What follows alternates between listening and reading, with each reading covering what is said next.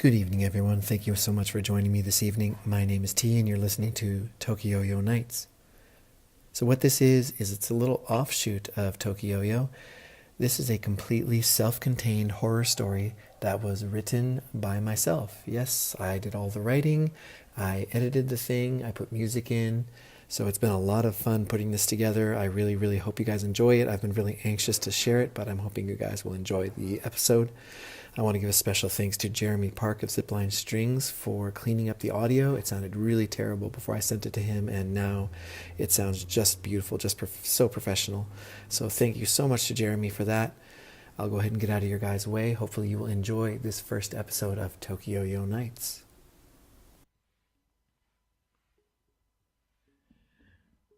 My name is Benjamin Wexler. In December of 2015, I moved into a new apartment about 30 miles outside of Seattle. It was right on the border of suburbia in an extremely wooded area that spread out to the north of the complex, in a small town called Tallanoa. The apartment I moved into was on the corner of 14th and Williamson, right on the edge of town, if you could even call it a town. The population could have been more than 1,000 people at a time, if that. The town had been struggling with unemployment, crime, and a dozen other public hazards since the 70s. The trend of everyone moving into the city for better jobs and opportunities didn't help matters much. In fact, my parents were extremely unhappy with my choice in living arrangements and offered to help me find a nicer place. However, the fact that this apartment was close to my current university and also that I didn't want their charity or desire to be in their debt kept me from accepting their offer. Sadly, it was one of my last chances to accept their help, as they were killed while on vacation in mid-2015 in a horrific tour bus accident. That left me with only my sister Liza and my nuclear family, and we hadn't really been close for many years, but I still tried to keep in touch when I could. I was never the perfect brother, and now, what with living so far away and having such different lives, I didn't see the point in changing the status quo. The apartment I was checking out wasn't very old, but it certainly looked so. According to the landlord, whose name was Theodore Wells, it had been constructed in the 60s as the town was seeing a lot of tourism from Seattle at the time. But as money stopped flowing into the burgeoning town and local people started to move out, the original landlord had seen little point in keeping the place in prime condition. On top of that, only 6 months later, he had died of a heart attack at the age of 51. Mr. Wells had run me through the place and assured me that all the amenities were still in good shape despite the dilapidated nature of not only the building itself, but the surrounding area. I had a hard time believing him, but nodded along as he walked me through the aged complex, trying to keep track of all the damage and rot I could see so I could talk down the rent later. As we walked through the place, I looked for signs of other tenants, but I couldn't see a single soul. It appeared the place was basically uninhabited except for myself, if I chose to move in. The whole place was in a sorry state, and I couldn't believe the level of disrepair the landlords had let it fall into. By the time Mr. Wells had let me into my own part of the complex, however, I was a bit less disgusted. The apartment I was interested in renting was much larger than it appeared on the website where I first saw the ad. It was actually on the top floor, which I hadn't known before. I had to enter from outside, and there was a small hallway that led to the first floor apartment. After going up a steep flight of stairs, the place I was interested in was accessible. There was a living room area, a small kitchen, and 2 smaller rooms that ran alongside a hallway leading from the living room. It looked like these rooms were still being fixed up. At the end of that hallway was the bedroom, which had a small bathroom attached. The room and its adjoining areas weren't as bad as everywhere else, and I could see he had done some work to make it presentable for prospective renters. The windows had been recently replaced, sinks were all relatively new, and the carpet was fresh and soft. The walls and ceiling looked nice as well, though both seemed like they had been freshly patched. I mentioned this to Mr. Wells, and he brushed it off, saying that the last tenant had been insisted that it be done, and wouldn't let it go until Mr. Wells had complied. Unfortunately, the tenant had then disappeared without paying the costs to patch the walls and the ceiling, and this had left Mr. Wells in a bit of a bad spot, hence why he was showing the place off in such a rush. On the south side of the bedroom there was a window looking out onto a quiet street where I hadn't seen a single car drive by all day. On the north side of the room was a window gazing out into the woods I mentioned. They stretched as far as I could see from the second floor of this building, and directly outside of the bedroom was a huge tree. Since it was now the middle of winter, the tree was totally devoid of leaves, and its skeletal branches swayed back and forth in the bitter December breeze. The bathroom also looked like there had been a lot of work done, and I could still see a few tiles on the floor that hadn't been switched with new ones yet. They stuck out like crooked yellowed teeth amongst the rest. The bathtub was new and set into the room and pressed up firmly against the wall. After having seen the whole place, I was satisfied that the very low price Mr. Wells had offered me was fair, but I tried to haggle with him nonetheless. Unsuccessful, I begrudgingly agreed with his offer. We signed a contract, and I decided to start moving my things in the next day. Liza and I had decided to sell our parents' house, but I didn't want any of the money for it. I was content enough that after selling the place and getting rid of it, maybe some of the pain of the loss of my parents would dissipate as well. Over the next week, I kept myself busy with the mundanity of moving all of my worldly goods from my old house into the new apartment. I was glad of the distraction, since I didn't want any of the stress of selling my parents' house. Truthfully, my studies at the nearby university weren't going well either. I'd been told by my academic advisor that if I didn't shape up, my grants and tuition assistance would dry up. The reason my marks were so bad was simple. I wasn't going into school anymore. Since my parents' death, I had seen the point. It had been them that had gotten me in, them who'd provided every bit of support and encouragement, but without them cheering me on, going to college had seemed like an empty and hollow gesture, completely devoid of meaning. After having finished moving in, on the 10th of December, Mr. Wells handed the keys off to me and wished me well. Since the rent was automatically deposited, there really wasn't a reason for us to see each other unless there was a problem. I made enough money to get by. I worked at a local independent bookstore some classmates had helped me get hired at, but that was only to combat the loneliness that I was starting to feel more and more as the year had dragged on. I wasn't ever the most extroverted kid, and recently my disposition had only soured even more dramatically, so I really didn't have many friends to speak of. There were a couple of people working at the bookstore who I sometimes hung out with, Cynthia and Tom, but I got the distinct feeling that I needed their friendship more than they needed mine. Anyway, I had moved into this new place, and now it was my own for the time being. I went about putting up my pictures, laying out my things, and generally trying to make the place feel like home for myself, such as it was. It only took a couple of hours, which honestly shocked me. Even I hadn't realized how much I had thrown away in an effort to lighten my load and recent despair. With all my unpacking done and a decent amount of daylight left, I ventured out into town, trying to familiarize myself with the little burg where I had decided to settle. It took about 30 minutes of walking for me to reach the center of the town of Tallanoa. I was a bit surprised that on the way from my new accommodations to the town proper, there was basically nothing except a rolling highway with crumbling tenements packed together like discarded cigarette packs on the left, and dense and foreboding forest on the right. And yet, as I walked, not a single car drove by going in either direction. In the center of town, there wasn't much happening. School was just getting out, so there were kids of all ages, meandering back and forth, laughing and racing their ways home without a care in the world. The school itself was in fine shape, nothing much to speak of. There were a few little antique shops and a supermarket or two. There was a small diner on the corner nearest the high school called Fender Benders that looked like where most of the town would probably congregate during mealtimes. It had a huge three-dimensional plastic mock-up of 240-style cars smashing into each other just above the name sign. It was so wildly over the top I could hardly believe they used it. It just seemed out of place in a small town like this. I pressed on through the town and saw a small church that looked like it was about to fall down, and a few blocks down from that, nearly on the other edge of town from where I had entered, a tiny police station. I could only see one or two officers inside. I thought at first that they must be woefully understaffed, but I immediately realized that this is the kind of town where nothing happens that requires more than one police officer at a time. It was at this point I decided I needed to start heading back to my new place. It had gotten dark much faster than I noticed, especially at this time of year. I began slowly trudging my way back to the apartment. The only sound I could hear as I left town was the scraping of my own shoes against the uneven and untended concrete. As I passed some of the houses I mentioned before, I felt something burning into the back of my neck, as if I was being watched. Slowly, trying not to be too obvious about it, I craned my head around to see the houses that were now to my right as I headed back. I could see people in their houses, but couldn't see what they were doing. In a couple of cases, I could see people actually looking back at me. It was only then that I became keenly aware of how new I was to this town, and how I really didn't have any friends to speak of, and how potentially unwelcome I could be seen as, especially in this part of town. Another 25 minutes or so, and I was back at the apartment complex I now called home. I dug into the meager food supplies I'd brought with me from my old house, and found some stale bread and old water bottles. It would have to do for tonight. I would definitely need to go on a food run sooner than later. Nothing much happened that night. I ate my rather pathetic dinner, pretended to study, had a shower, and then read a book for an hour or so. I went to bed about 11 p.m. and dreamt of nothing. The next morning, the winter chill had set into the house quite severely, and more so since I'd forgotten to turn on the heater the night before. I went about warming the place up and decided to go out into town for some breakfast, since I hadn't brought much in the way of food. I found a small cafe on the edge of town square and had a coffee and some eggs and bacon. After that, I went to the small, local supermarket and stocked up on the essentials. I went back to the apartment and packed everything away. The rest of the week was more of the same. I actually attempted to go to school a couple of days and managed to catch up on some of the school projects I had fallen behind on.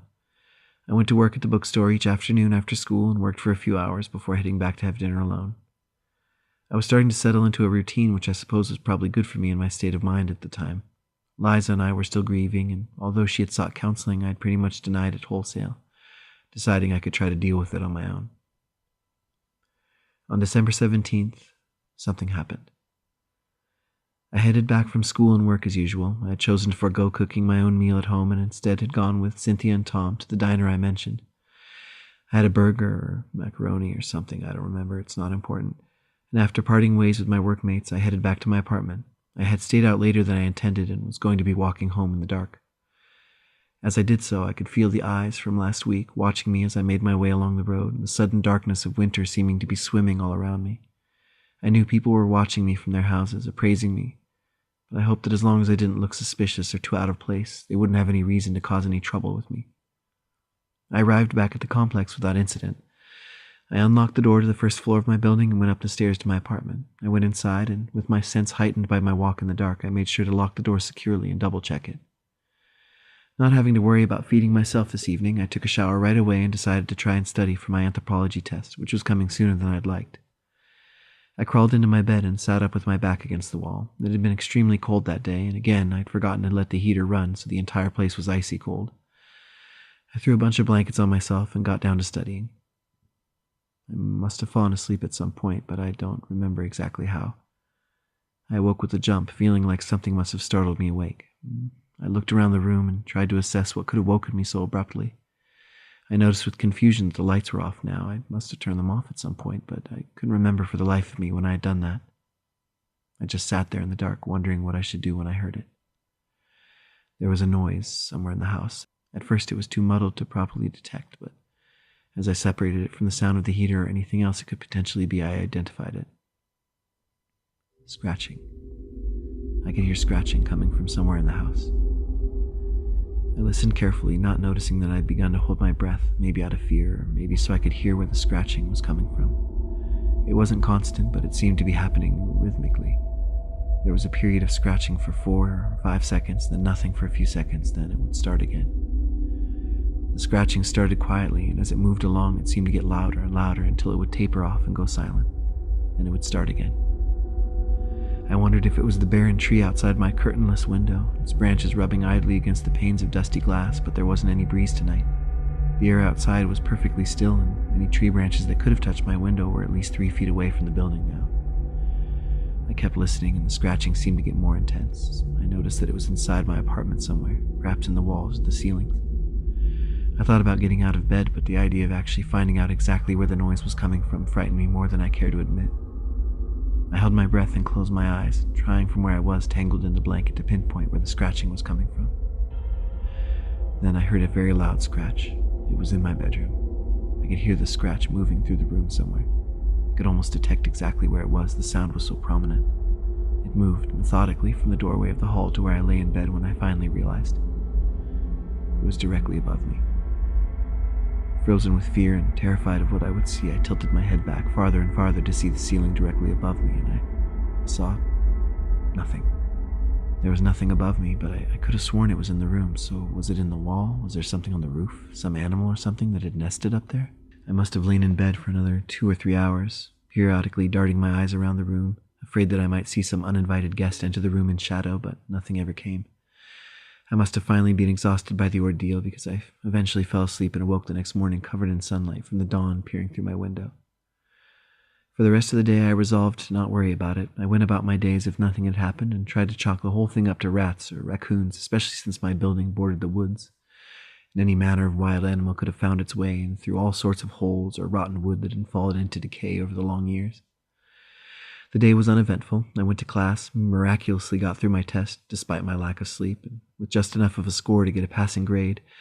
And then I went to my job at night. I mentioned what had happened the previous night to Cynthia and Tom, but they didn't seem too worried about it. Apparently, animals often found their way into homes in this region with little to no effort, since there wasn't really anything stopping them. And since my room practically sat on top of the woods, it couldn't be any surprise something unwelcome had come into my house. I decided that unless whatever it was made a move to get into my room, or unless it was causing some kind of damage to the structure, I wasn't going to pay it any more mind. The next few nights, nothing really happened. I went to bed on time. I stayed up for a while, listening for the same sounds I'd heard before, but there was nothing. I started to wonder if I'd actually dreamt the whole thing. I was exhausted after all. The year hadn't been kind to me, and I was certainly feeling fatigued by everything life had thrown at me. Christmas came and went, and I exchanged simple gifts with my workmates and sent a card to Liza, making sure she knew I was around if she needed me. I knew she didn't, but it was the polite thing to do. On December 26th, something happened again. I had started letting my nightly vigil slip since I hadn't heard anything in the wall or ceiling for days. As I was falling asleep that night, I heard it again. The scratching had started again. This time it started above my room and seemed to circle around over and over again. Same as before, there were intervals of scratching, then utter silence. Once and for all, I wanted to figure out if it was outside the room or on another floor or something. I had to be sure it was in my part of the building specifically.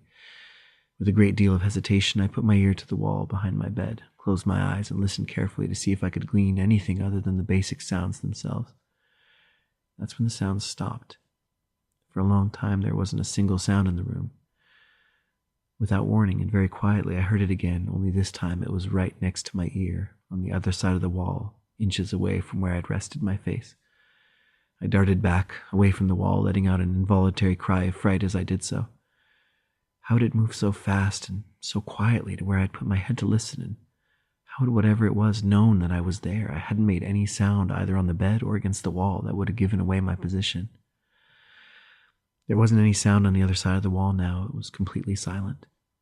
Although I knew it was a bad idea, something in me, call it curiosity or just stupid blind ignorance, I went back to the wall again and had to know it was still there in the same place where it had been moments ago.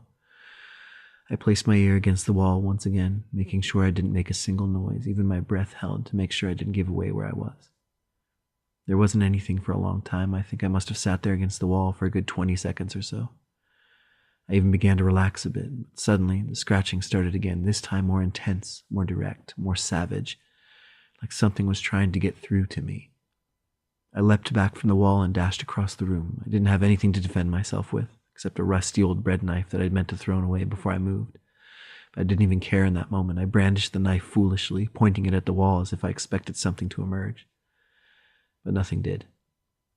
I stood there for a while, the knife shaking in my cold hands, waiting for whatever it was in the wall to come out. After a few minutes, my body was tired of being tense and on edge, and I let myself relax a bit. I put down the knife on the bedside table and waited again. There wasn't any sound now. I decided not to sleep in the bed anyway and dragged my blankets off the bed and moved into the living room where I put my ratty old couch, another thing I'd meant to throw away and hadn't found time to dispose of. I made sure the couch was well away from the walls, and at some point I fell asleep from pure tiredness. I woke just like I had before, sun washing in through the window, giving what little warmth it could in the dead of winter. My back, neck, shoulders were stiff from sleeping on such an uncomfortable sofa, but at least I had slept. I'd never heard of a wild animal or some kind of vermin that would do that, hone in on sounds in a house and try to get through. I thought most animals would want to get away from other creatures living in a house. Again, I went to school and work as usual and updated my workmates on what had happened. They seemed unperturbed and told me this kind of thing happened all the time. Whatever it was probably thought it was getting into the kitchen and didn't have any idea where it would end up if it dug a hole. That night, I went back to bed, determined not to let whatever it was bother me. At 10:30 p.m., I went to bed and settled down to sleep after finding I didn't have the concentration to study. I awoke about 2:30 a.m. when I heard something in the room. The wind was blowing outside. Perhaps a storm was coming in the near future. At first I looked around the room in confusion. Was the wind what woke me? Then I heard it again. Something scratching against the floor, but not just scratching, clicking. Like something with claws was moving across the hardwood floor of my bedroom. I was too afraid to glance at the floor in case I would show whatever was in the room that I was awake and aware, as if that might make it more aggressive.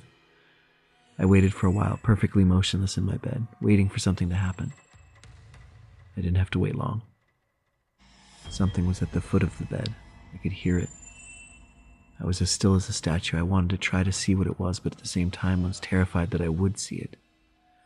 Suddenly I felt a grip at the foot of my blankets, as if something was trying to pull them off.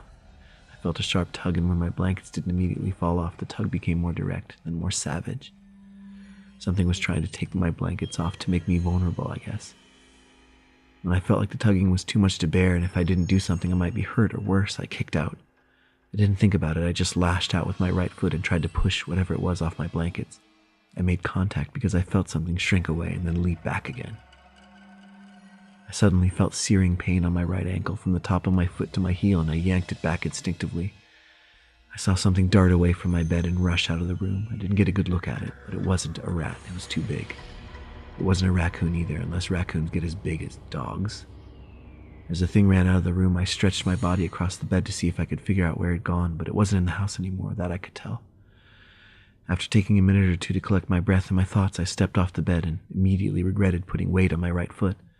I cried out and crumpled back down onto the bed. Shivering, afraid of what I would see, I looked down at my foot.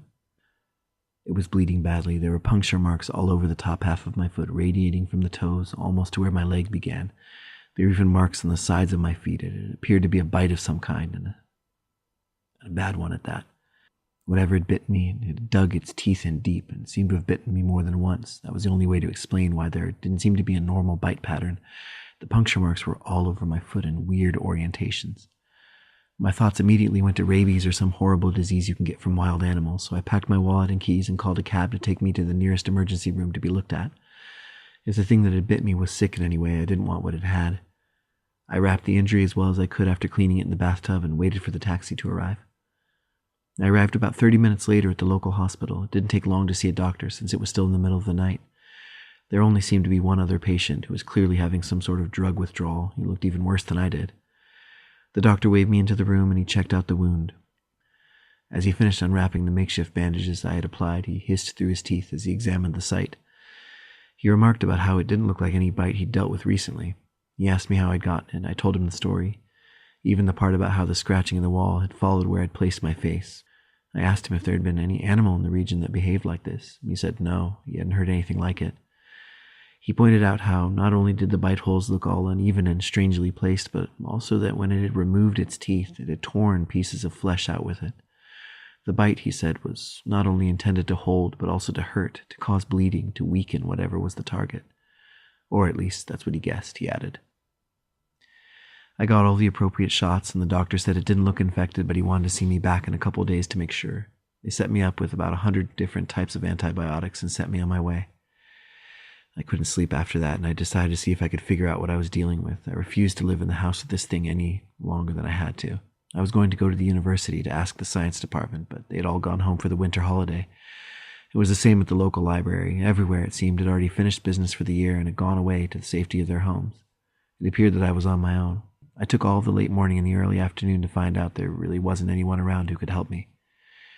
I called the landlord and asked him if there was anything that could be done. He said he would come and take a look at the house and see if there was any problem with it, or if there was a place where some kind of creature could have gained access. He came around the next hour. Unfortunately, there wasn't any sign of the thing that had attacked me.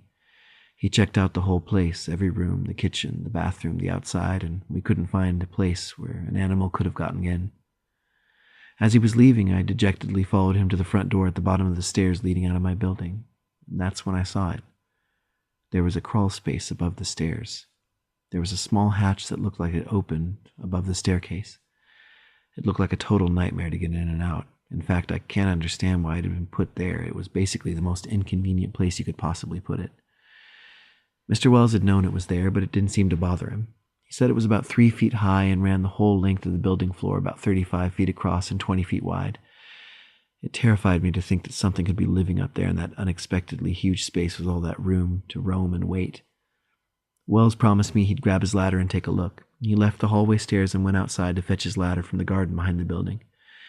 I didn't want to be around that crawlspace door by myself. I know it might sound silly, but I was frightened that whatever had attacked me was right there, waiting for me to open the hatch. Mr. Wells returned with the ladder a few minutes later, and I urged him to be careful as he set up the ladder precariously on the stairs and made his way up the rungs with me supporting him. The poor landlord reached the top of the ladder and gently pushed it open. Turns out it opened upwards into the crawlspace itself. He shined a small flashlight around in the space and squinted his eyes to see better in the darkness of the tiny area. I couldn't see anything but his lower body from where I was standing at the bottom of the ladder. Not knowing what was happening or what he was seeing was killing me. I needed to know what was up there. I called out tentatively to him to get an update. It seemed to startle him. He jumped a bit in surprise to hear my voice after a few minutes of quiet. He took a few moments to compose himself and then looked down out of the crawl space. He said, "There's nothing up here. Nothing. No sign of an animal. No sign of anything in that space besides the encroaching darkness." He started on his way down the ladder. He invited me to check out the space when he reached the bottom, but I told him I trusted him and what he saw. To be frank, I didn't trust it at all. I felt he didn't spend enough time up there, and his cursory glance around didn't satisfy my fears in the slightest. He apologized that he couldn't help me more and took his ladder back around to the back of the building. He came back and asked me if there was anything else he could do while he was here. I asked him if he could explain why I had been attacked and what had attacked me. I was angry. I knew he didn't have any answers, but the horror and the disgust that this hadn't solved anything made me lash out at him. He took it well and tried to assure me that something must have come in through an open window, or I must have left the front door open. I promised him I hadn't, but of course that didn't go anywhere convincing him. He apologized again and said if anything else happened, I should let him know. He left me alone as the dusk started to fall like a dirty sheet on the little block where I lived, casting the whole scene in a murky red and brown glow. There was nothing else for me to do. I went to the market to grab some quick and easy food since I didn't feel up to cooking anything after the attack in the early morning. I went home and had my food. I took my shower, studied for a while, and read a book until later in the night, about 11:30. Tonight, I decided I wasn't going to sleep. I knew it was a bad idea, especially with the pain medication I was on, and I knew I needed rest to heal, but I don't even think I could have slept if I wanted to. I had to know what was happening, and I had to know what I was dealing with in the ceiling. It had to be in the crawl space. There was no other explanation. I would stay up all night and use the recorder on my phone if something started to happen, which I knew it would. I was having a hard time getting myself to turn off the light, since I knew that was usually when things started to occur. But at 12:30 a.m., I finally resolved to kill the lights and begin my watch. I put my phone on the table at the side of the bed, set an application to begin recording, and began my long watch. Nothing happened till about 2:30 a.m. It started like before, the scratching, light, consistent, moving through the ceiling. Then something new. There was thumping, as if something was moving around in the crawl space. There would be scratching and then thumping, scratching, then more thumping. This went on for about 10 minutes, and then silence. After that, I heard a sound that still haunts me, a sound that still creates a dead chill inside my spine if I hear anything even remotely similar. I heard moaning coming from the ceiling. Moaning, long and drawn out. It was low, keening, almost becoming a wail at times, then getting quiet. Then it would start again. It sounded like a dying creature. At times it sounded almost human. It went on and on. I couldn't fathom how this could belong to an animal and not a human being.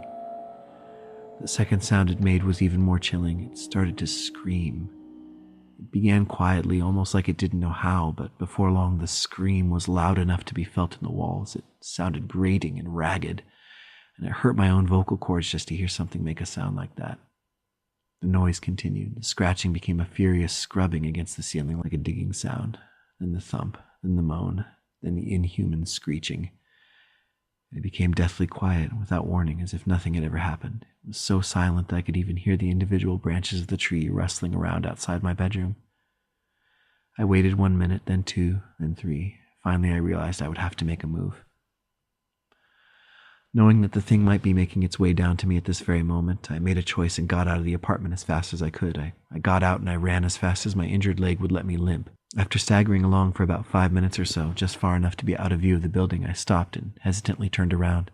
There wasn't anything following me. I'm sure if there had been, it would long since have been able to catch up to me by now. I got all the way downtown after a while. It was now about 4:30 a.m., and I decided to just rest on a bench until sunrise.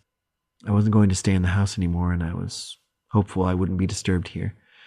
I picked a relatively clean bench under a streetlight and did my best to stay warm until the sun rose and I could go get warmer clothes. I'd left the house in such a hurry I hadn't had any time to put any warm clothes on. I was frozen to the bone. Once the sun had rose over the horizon and the sky became golden copper, I set out to the diner, which I knew opened at the crack of dawn. I must have drank 5 cups of coffee. I just couldn't keep my eyes open at all.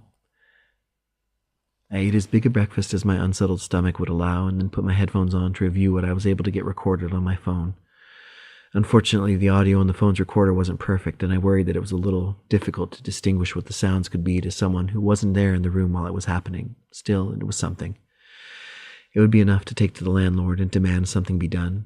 I also decided to go by the local animal control shelter and see if they could do anything for me, but sadly it had closed down 2 years ago and now was just a tangle of sad old, broken and rusty cages.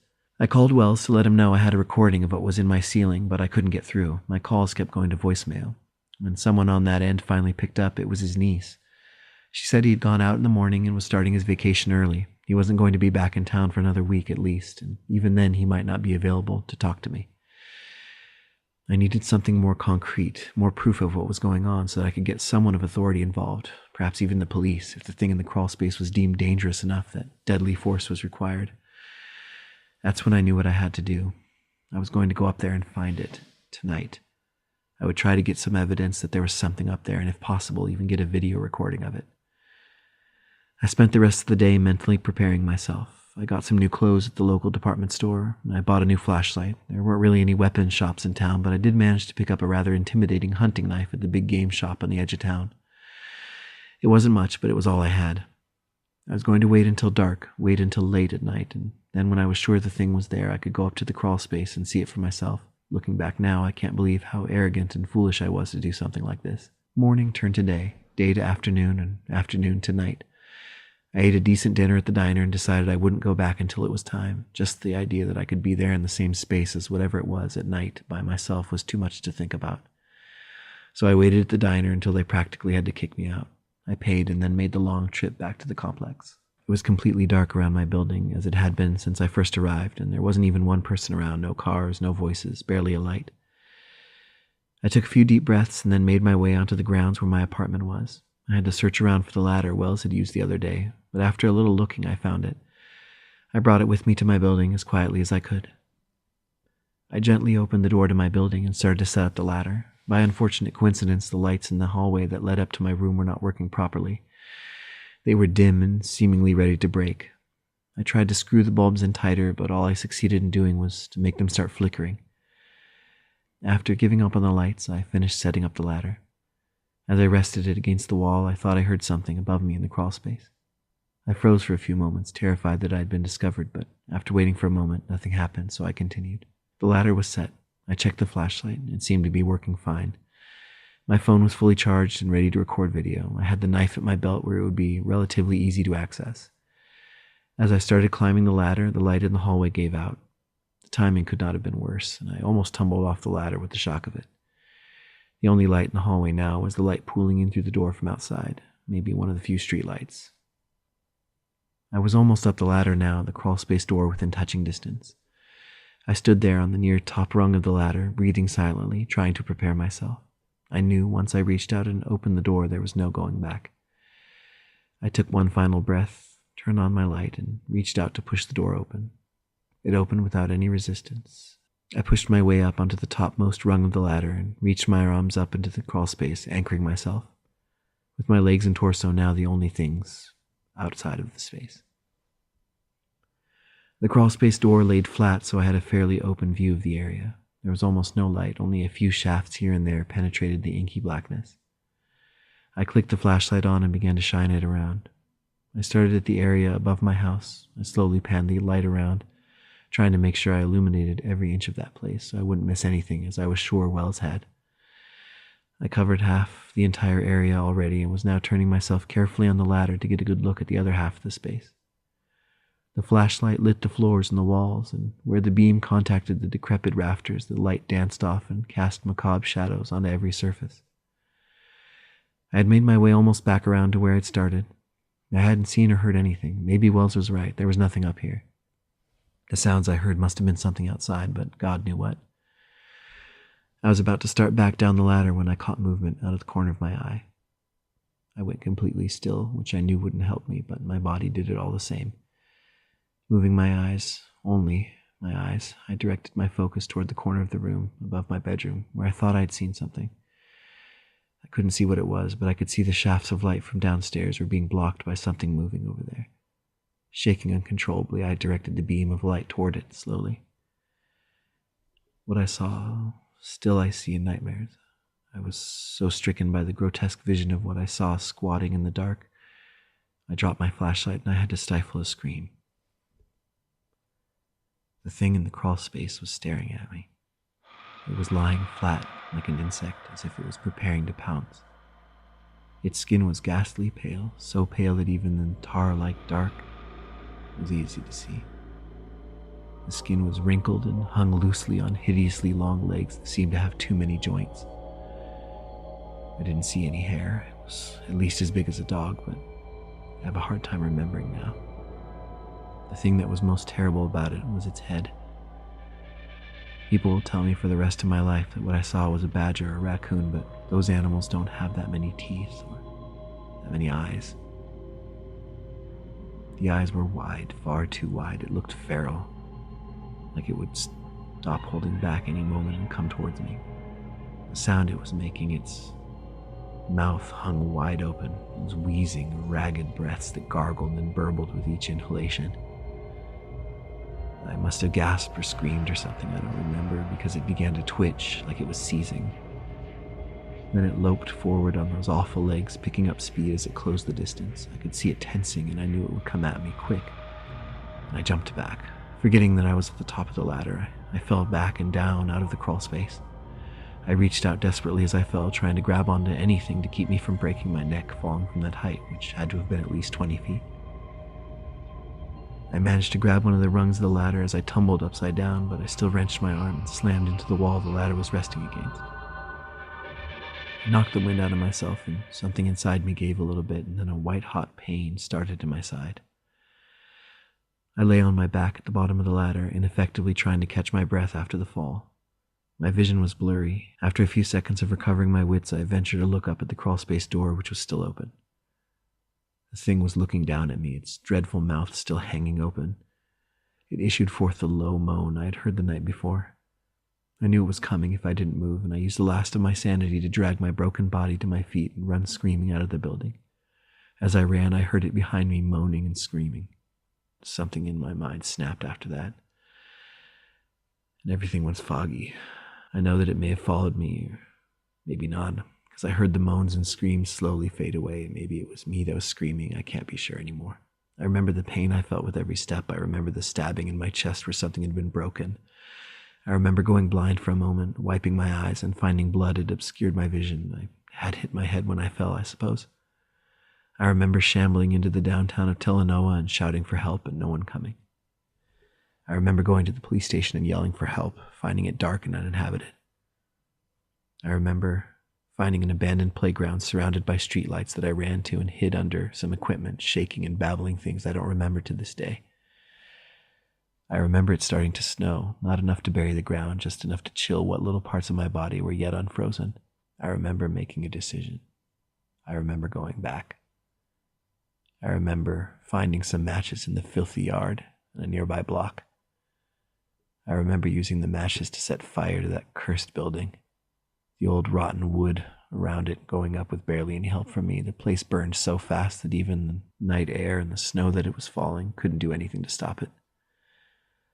I remember walking on the road out of town for a long time, someone picking me up, taking me to an emergency room in the next town over.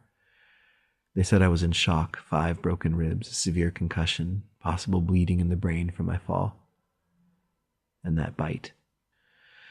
I spent weeks in recovery until I could walk properly again, weeks more until I could speak. But I refused to talk about what happened. Talking about it, remembering it, took me back there. I can't bear to hear those sounds again. I remembered that I made a video recording that night. I still haven't had the courage to watch it. I'm burying the story and the phone with the recording in a field hundreds of miles away from Tallanoa. Maybe someday I can talk about it with someone, maybe Liza, maybe someone else, I don't know. Only when I can stop hearing the moaning, when there's no one there. Only when I stop hearing the scratching and the screaming in the night. Only if my bite heals, if it ever will.